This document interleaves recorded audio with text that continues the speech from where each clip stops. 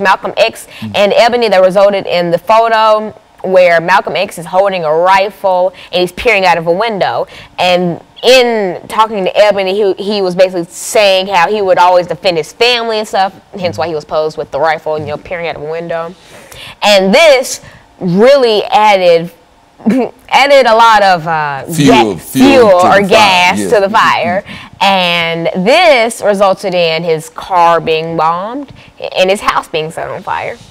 And then finally, when Malcolm X was preparing for a speech on Pan-Africanism and black superiority, he was preparing in the Abaddon Theater, which was packed with 400 people, and himself, so I guess 401.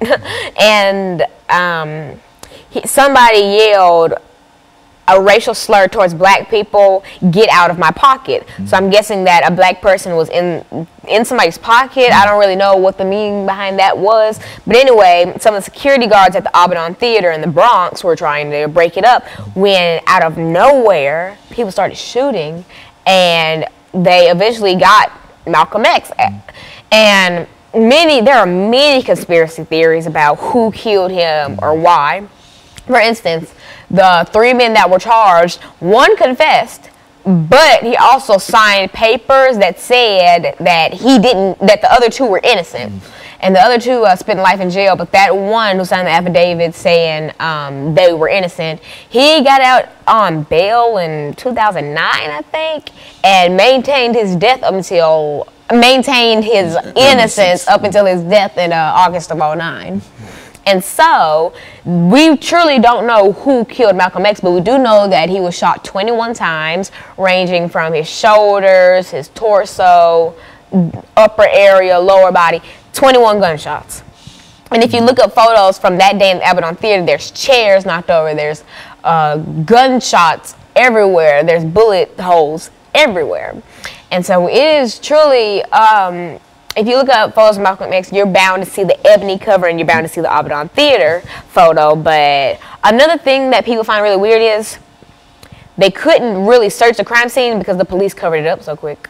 The police cleaned up the crime scene like that after Malcolm X, both, was assassinated. And people find that very weird. And so conspiracy theories range from saying the CIA did it, the NYPD did it, Elijah Muhammad of the Nation of Islam did it, the Nation of Islam did it, a lot of intelligence did it. And so we will never truly know, but we do know that the Nation of Islam was no stranger, and they didn't even try to say that they were innocent in it.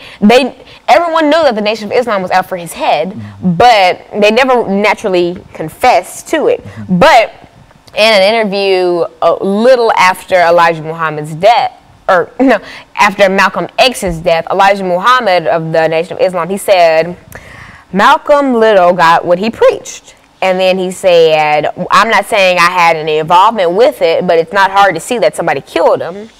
And when you do think about it, it's a tragedy, yes, but I feel as though if you're preaching controversy, someone's going to try to end that.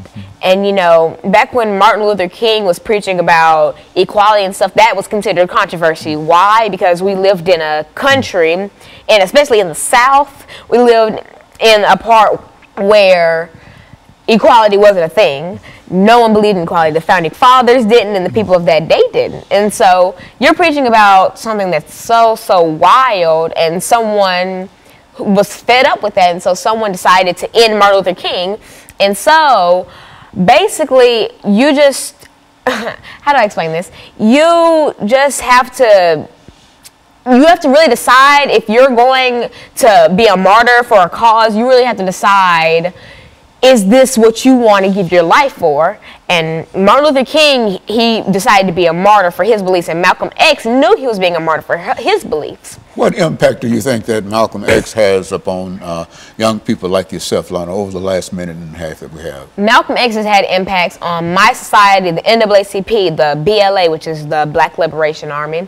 He's had impacts on civil rights leaders. He's had impacts on everybody. You may not agree with what he preaches, but even if you don't agree with it, he's still impacting you because you're thinking about it. And he's been in magazines and etc., and he's always praised commonly for his beliefs, but a good deal of the time he's praised not for his beliefs, but for his courage and his strength and his mind, because he was crazy, but he was crazy smart. He knew how to articulate his beliefs and how to share his thoughts, and it may not have been correct to you, but you can't say that he didn't say it pretty well.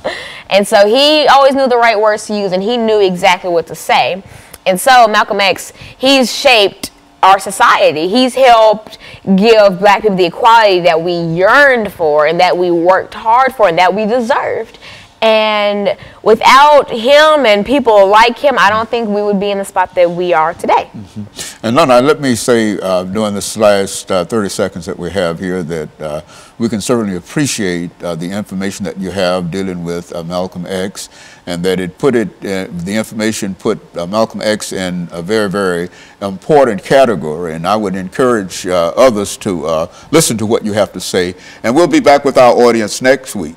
And we encourage you to tune in again next week for another informative edition of Comments. Thank you and good morning.